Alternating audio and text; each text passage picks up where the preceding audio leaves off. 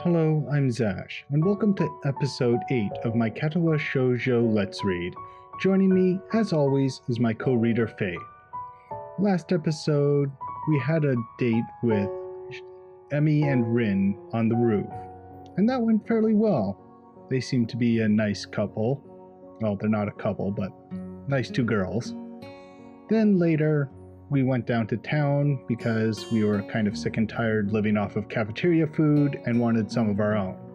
And on the way, we met Lily. And we helped her with her shopping, as her being blind, it is rather difficult to pick out produce. And then, on our way back, we met up with Rin. And Rin was, well, Rin, and a bit out of it. And we were left with a choice. To tell them about our disability or not. In this line, we decided to tell them. So, please enjoy. It's alright, I just need to catch my breath. My condition isn't the best these days. Oh. Is it something that is related to you being transferred here? I mean... She cuts herself off rather abruptly, maybe realizing she was being a bit intrusive. Her instincts are sharp though, and while I don't like the subject, it's not like I should lie about it. If it's Lily, I don't think I mind. I'm just a little weak for the time being. Hanako said you look fairly healthy, so I naturally thought... Lily doesn't finish her sentence again, letting it trail off with a measure of concern.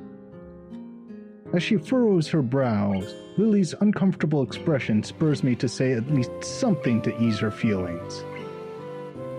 It's surprising she's this flustered, considering her straightforward attitude with her own blindness. She must know that not all share her comfort about such things. No, it's okay. I have a pretty... I guess the best way to put it would be messed up heart. Arrhythmia.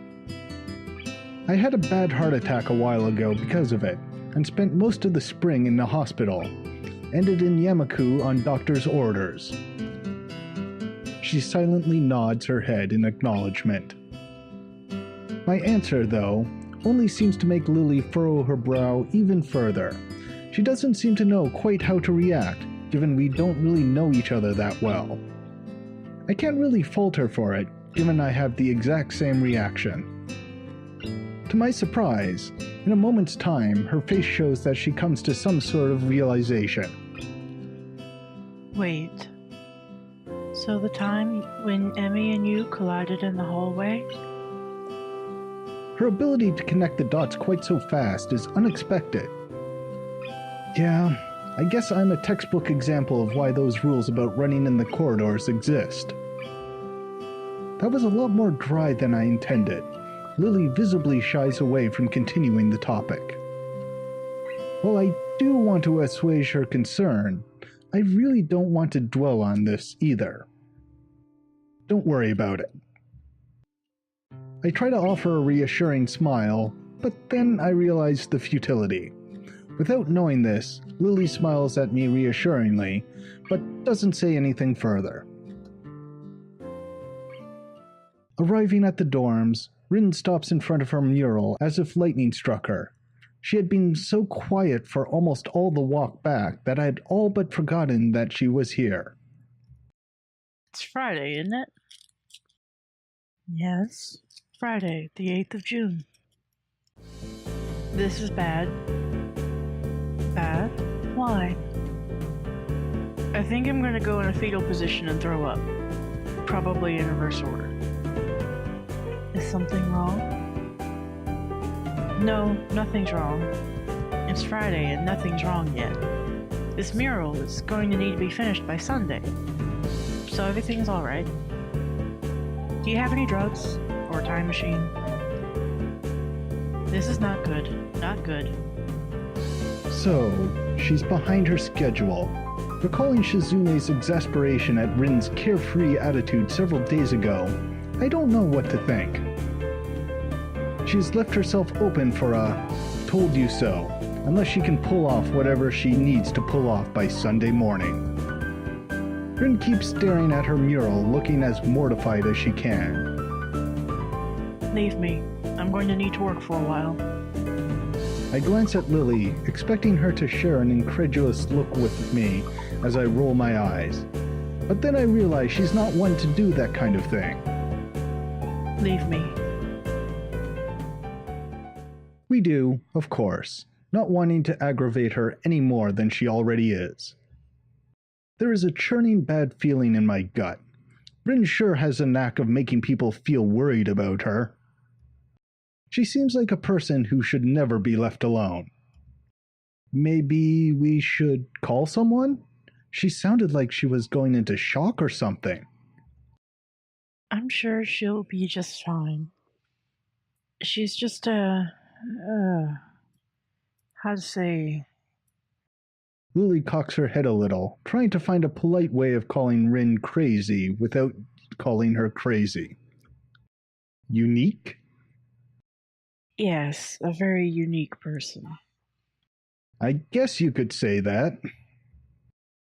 She giggles at the notion melodiously, nodding in agreement. Sorry about leaving you stranded as you talked to her. I don't really understand her, so I keep my distance. So, my guess was right.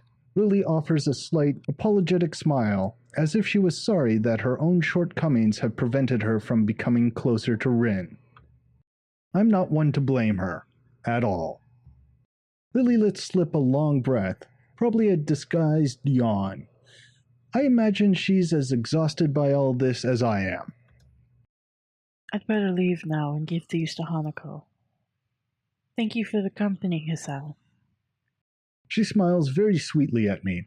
It feels different than normal, despite the fact that she seems to be smiling so often.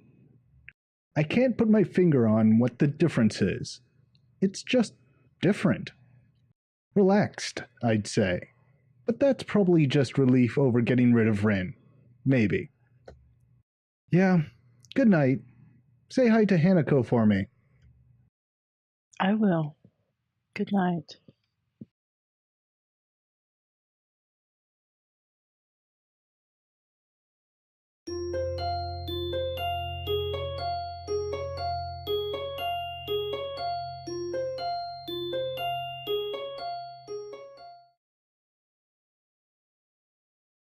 The students roll into class for the Saturday morning session, each and every one of them sporting the tired eyes of people who've worked through the night.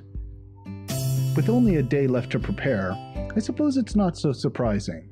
Thankfully, we only have to suffer through classes until the lunch break, and then our time is our own. Muto lurches into the class in a tired stagger. I suppose students aren't the only people here that enjoy their late Friday nights. Without saying a word, he scrawls some page and question numbers on the board and slumps down at his desk. It's completely atypical behavior for him, but it appears that no one in the class is going to call him out on it. Wordlessly, the students shuffle their textbooks into position and get to work. Not wanting to break the trend, I do the same. Fatigue has made the class antisocial. Not a peep is heard amongst the ruffling papers. That can partly be attributed to the 2 empty seats beside me. For some reason, Misha and Shizune aren't present, probably doing council work for the festival. It's very quiet without Misha present. I wonder if she was born as rowdy as she is, or if she is making up for Shizune's lack of voice. Nakai, can I speak to you for a moment? I'm so engrossed in thinking about Misha that I don't even notice Muto approaching my desk. Sure. What's this about?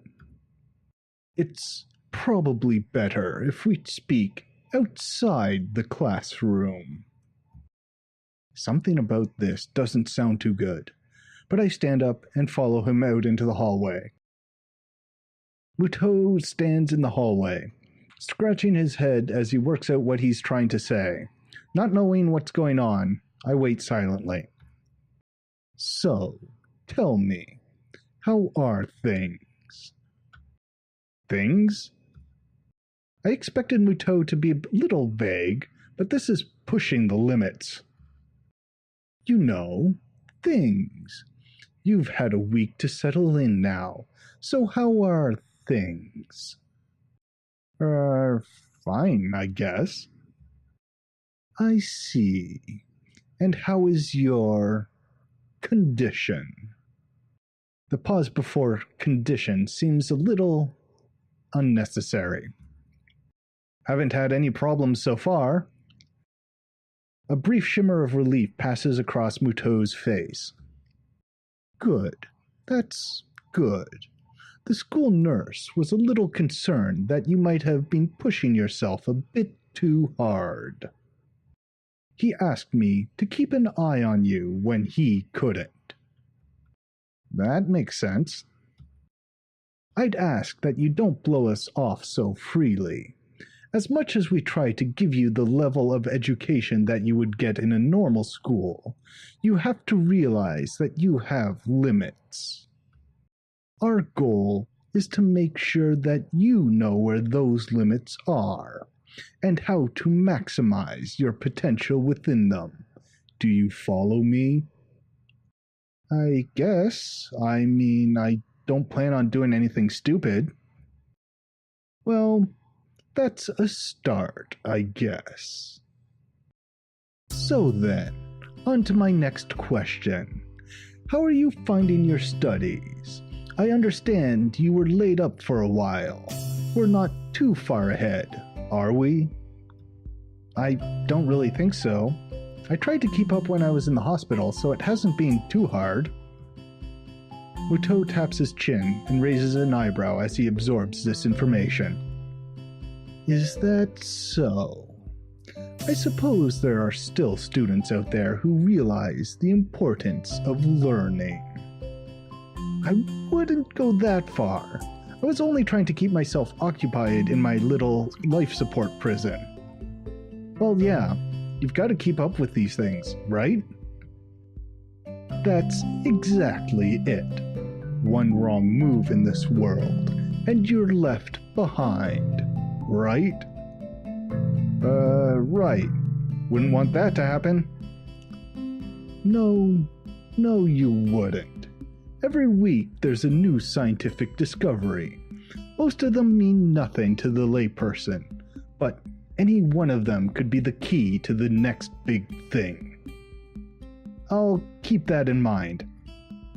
It's obvious that Muto's serious talk is over, and he's gone back to his standard, slightly scatterbrained approach to life. I think, in hindsight, that I prefer him this way. He's slightly more predictable in his unpredictability. Well then, I think that is all I really had to say. Let's get back inside, shall we?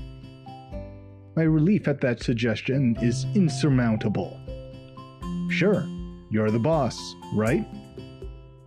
Muto pauses for a moment. I don't think any of my students have ever said that to me before. For an instant, I consider replying to this, but something deep within me tells me to shut my mouth and get back into the classroom. A few of the students jump at the sound of the door, rapidly trying to pretend that they are working on the questions on the board. Some don't even bother, their heads slumped on the desk as they nap. Thankfully, it would appear that Muto doesn't even notice them. He returns to his desk and retrieves a scientific journal from one of the drawers. I guess I got to him there. The class returns to the near silence that Muto and I left it in before our chat. Mixed feelings of tiredness and anticipation buzz around the room. Everyone here is either waiting for a chance to rest or the chance to get their last-minute preparations underway. The clock on the wall slowly ticks the remaining class time away until finally the bells cry out, ending the torment. Before you all leave, I expect the answers for those problems by Monday. The class sighs as one, instantly regretting slacking off, but still acutely aware of the more pressing issues at hand. The classroom empties in a blink as everyone rushes to their last-minute festival preparations. I stay behind and try to quickly finish the questions so I don't have to bother with it over the rest of the weekend, with the festival and all tomorrow. Apart from me, Hanako is the only one left, obviously waiting for Lily. It's weird that Lily comes all the way to our classroom to pick her up. I expect that moving around is at least nominally harder for her than it is for Hanako. But it's none of my business, and I naturally don't ask about it from Hanako. Despite the relative proximity of our seats, neither tries to strike up a conversation about that or anything else either, so an oppressive silence falls upon the classroom. Time passes in silence. It's probably just 15 minutes or so, but it feels longer. I turn pages of my notebook. Hanako turns pages of the novel she's reading. My pencil lead splinters against the paper just when I was about to finish a paragraph. The sounds of my irritated sigh and subsequent fumbling around for a sharpener feel like they're breaking the mood in the classroom. Hanako keeps her eyes firmly away from my direction. Before long, Lily's tall figure appears in the doorway. Hanako? Her name is all it takes to make Hanako jump up from her desk and run to Lily. They talk quietly for a moment, but it isn't long before Lily leaves down the hall, and Hanako idles back to the classroom, taking her seat once again. I watch Hanako out of the corner of my eye out of sheer curiosity at the idea that the two would be separated. For a couple of minutes, she does nothing but sit with her chin in her hand, staring at the desk dejectedly. The boredom evidently becomes too much for her, though, her slender frame reaching into her bag and pulling out a small book. Come to think of it, that isn't the one I saw her reading in the library. She must be quite a fast reader in order to get through them at this rate. But why would Lily leave her to her own devices? It seems to be quite out of the ordinary, going by Hanako's reaction. Ellipses. Ah, that's right. I think Lily mentioned something about going into town today before Rin bumped into us. The thought of that walk makes me look outside. The bright sun and occasional people wandering around and enjoying the afternoon make me yearn to get out of school, or at least do something other than sit here. Giving in to one of my worst vices, procrastination, I decide that history is a subject best studied on a Sunday, or a Monday, or any day other than this one. I give a grunt as I lever myself out of my seat, briefly debating with myself whether or not to hang out with Kenji. He doesn't strike me as the enjoying the nice weather outside with others kind of person, really. I guess I'll catch up with him later. Changing tacks, I briefly entertained the idea of talking with Hanako, but by the time I look at her seat, it's vacant. She must have left for the library. There's got to be something that can kill the time. Where do you want to go? The last time you walked into town, son, you almost died. That's concerning. So off to the nice quiet library? Yeah, let's not Tempt fate? Yeah. The library seems as good a place as any to go. Hanako looked as if she was taken pretty off guard by Lily leaving, so she might want someone to talk to. Slinging my bag over my shoulder, I make my way out of the classroom. I walk down the hallway to the library, past a multitude of closed doors. Through each one, the sound of furious rehearsal can be heard. Rock music blares out of one door, almost as loud as a concert. I guess that's one of the advantages of a private school. There are actually enough rooms to go around at a time like this. And, when I think about it, the grounds and buildings of the school are kept in pretty good condition. That can't be too cheap. I've heard that this place has some pretty serious benefactors. The walls of the library only partially insulate the noise of the festival preparations, but they're the only sounds to be heard. Not a soul stirs here, with everyone apparently enjoying the weather outside or working on the festival events. Yuko isn't here either. Maybe she doesn't work on Saturdays. I quietly walk through the library, Now fairly familiar with the layout, I head to the back where Hanako's private little corner is. I run my hand along the spines of the books on the way through, feeling the individual texture of each as I glance across the titles. I used to do this all the time at the library at the hospital. Some things never change, I guess. Like the smell of a library. No matter how much care you take, the paper in books is always going to degrade with time. Probably, no matter which library you go into, anywhere in the world, it must have that same musty smell. I find something that looks light enough to read without any major thought involved, then look for Hanako in the reading area. Once again, she is sitting on a beanbag with her back to the bookshelf, reading the same book she had in the classroom. She's slowly making her way through the pages. Unlike last time I saw her, I quietly take a seat in a beanbag. The noise is enough to catch her attention, but not startle her.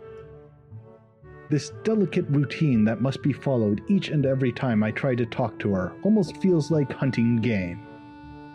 Is that the same book as before? Yes. I'm almost finished. Cool. I wonder if I should. Do you mind if I borrow it when you're finished? My mouth is faster than my mind, it seems. Sure. You may not like it, but... I'm sure it can't be that bad. After all, you've stuck with it, haven't you? I guess. I settle into my beanbag and sit around reading my own book that had been buried in my bag. It's a light novel about pirates. To be honest, I'm barely skimming over the words, having chosen the book merely because it belongs to a different genre than I usually read. Finding it hard to muster enough enthusiasm to finish the book, and noting that I've inadvertently distracted Hanako quite a bit, I decide to try and make conversation. So, I see Lily left without you. She nods before taking her eyes off the book. She must have been really into it after all. Lily said she had to go and meet someone. Oh? Akira, her sister. Sister? I haven't heard her talk about her family. She and Akira used to live together. I thought all the students lived in the dorms. We don't have to. But it's easier, right? I mean, there's food here and you're close to school. I don't think I've ever been to class on time so often in my life. Her badly hidden smile proves quite rewarding. In the back of my mind, I know I have a bit of homework to catch up on, but it's quite comfortable in here. No one can find me and force me into working for their pet project either. Though, now that I'm thinking about the festival, another question comes up. Hey, Hanako, what are you doing for the festival? For a split second, I think Hanako is about to throw her book in the air from shock. Sorry? I was just asking what you were doing for the festival tomorrow. Anything planned? I don't know. Hanako answers in the way that people do when they don't want you to ask any more questions. I take it large crowds and loud music aren't really her thing. Oh, okay. Change the subject. So, what's Lily's sister like? She's nice. She's pretty like Lily, but she dresses businesslike. Businesslike? She's always wearing a suit. Ah, I see. And that makes her less pretty somehow? Hanako gives an embarrassed shake of her head. No, just different. I'll admit it, this has got me intrigued. To hear Hanako talk about someone other than Lily is a first, and to be complimentary about it too. But as I try to picture this mystery sister, all I can think of is Lily in a suit. and I can't imagine that not being attractive. Not at all. Well, one day you'll have to introduce me to her. Okay. Our brief conversation ends as abruptly as it started, and we both return to our novels.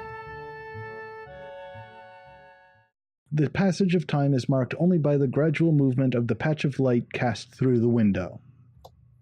Slowly, the noises from the various rehearsals in the building fade out and die as students start to get hungry and tired. Just thinking about that makes my stomach start to turn knots around itself. I think it's time to head back. Do you think Lily will be back by now? I think I might head to my dorm. I'm pretty tired from this week. And not a word of that is a lie. Moving to a new school as it ramps up for a major event has been taxing, to say the least. I can feel myself nodding off as I read my book. Okay. I might stay here a little longer. Looking at Hanako's book, I can see that she's only a few pages away from completing it. For a moment, I consider hanging around until she finishes, but once again, my stomach turns, emitting a gurgling sound. Sure thing. Well, I'm going to head off before it gets dark. I'll see you around, okay? Okay. See you, Hisao. Later.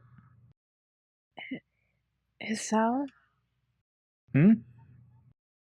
Thank you for hanging out with me. I can see how hard it was for her to get that simple sentence out of her mouth. It leaves me hanging for a moment. So, there is someone in this world who is even lonelier than me. Maybe lonely is a wrong word. I haven't been lacking for company for this first week, but I've still managed to feel somewhat alone and detached. Maybe lonely is a wrong word for Hanako too. She has Lily after all, doesn't she? I realize I've been standing there far too long without answering, and pull off a flawless, not too exaggerated smile. You're welcome. Good night, Hanako. Night. I leave her to finish her book and head back to the dorms and the promise of food.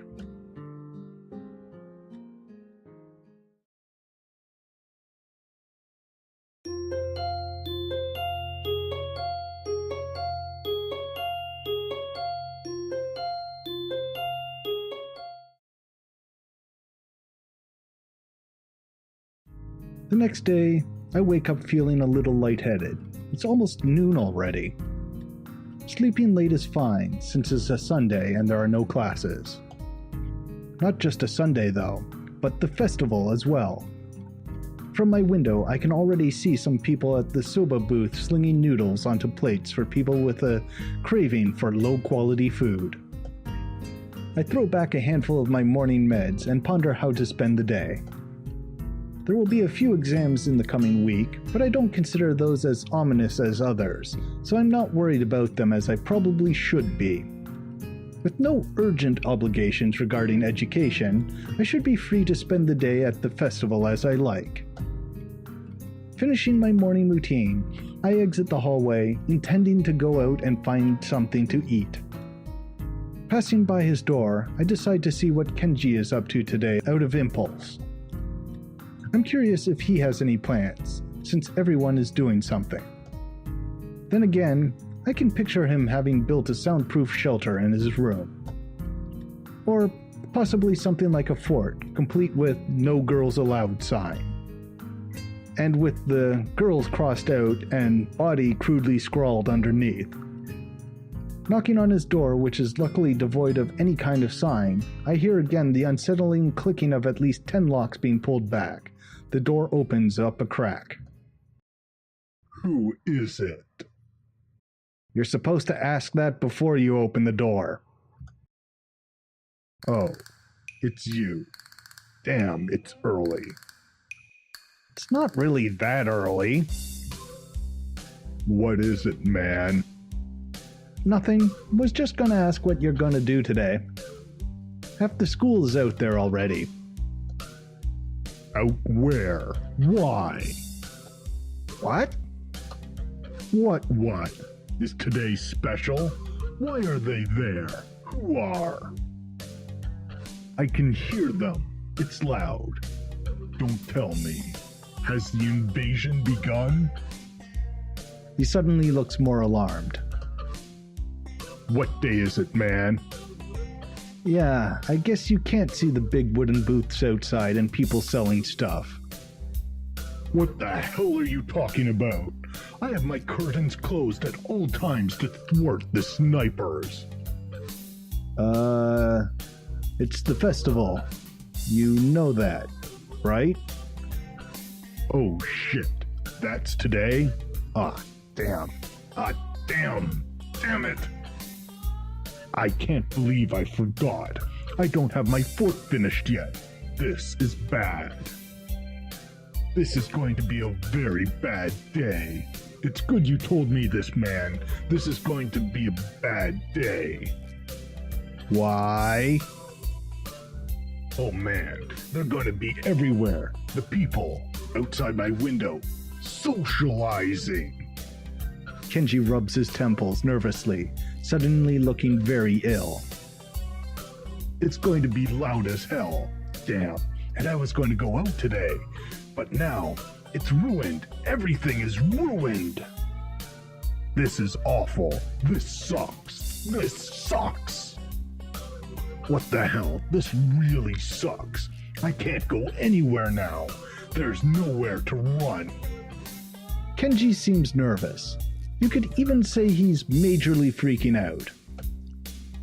I can't believe this. So that's what today was. Damn, and I couldn't even prepare for it. I couldn't even brace myself, and now that it's here, I can't do anything. You should have told me this earlier, dude. I mean, at least I know, but I could have known earlier. Imagine what I could have accomplished. Sorry, I thought you knew. So, I guess you're not going to do anything today. The weather's even good. Yesterday was really windy, so I thought today would be cold. It's not though, so there's no reason to just stay inside. Yeah, you should check the festival out. Kenji groans and covers his face with his hands. No, I can't do it. They'll eat me alive out there. I know it. That has to be a joke, but he said it with such a straight face. Well, relatively straight. What are you going to do? We should hang out in here. You could help me build my fort.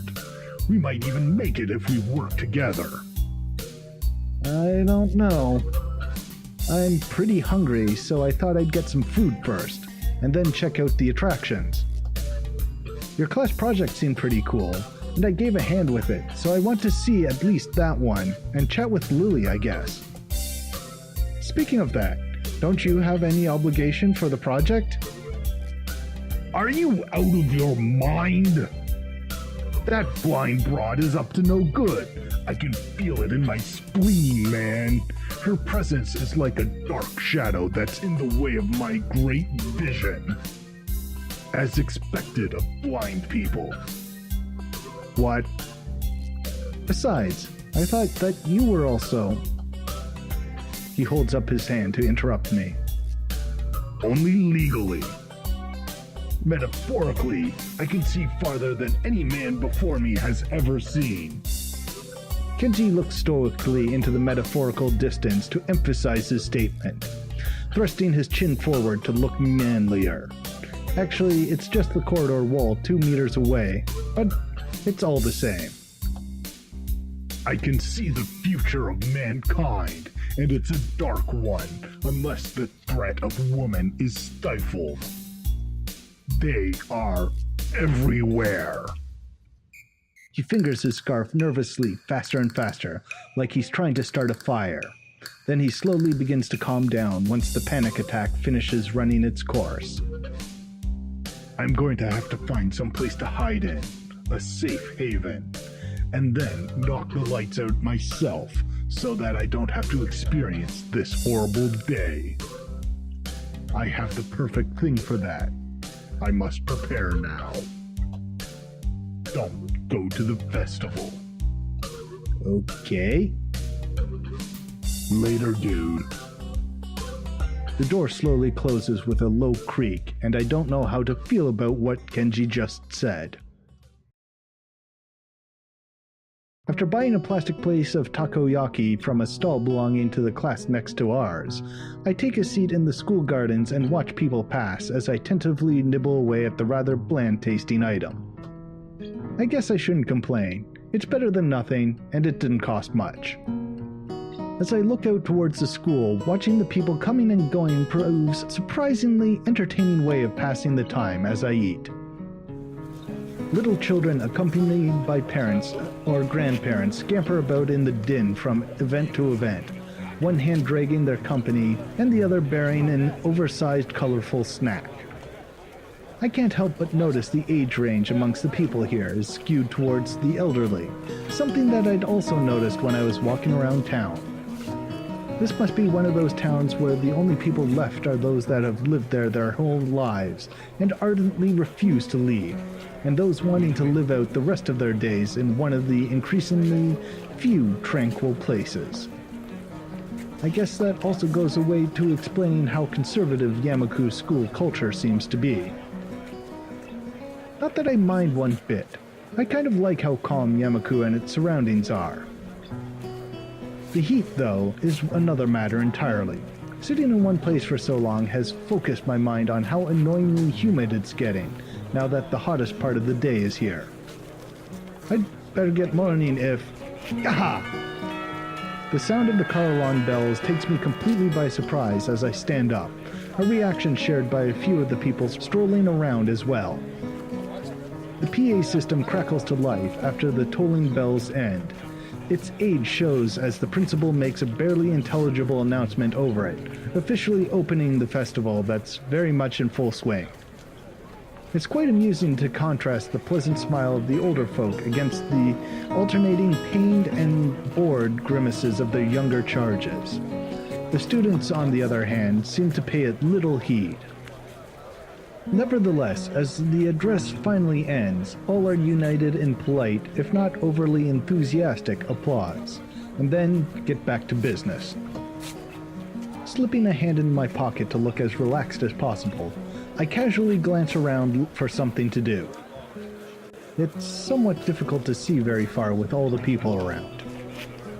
I decide to fall back on a tried and trusted rule: go where everyone else seems to be gathering.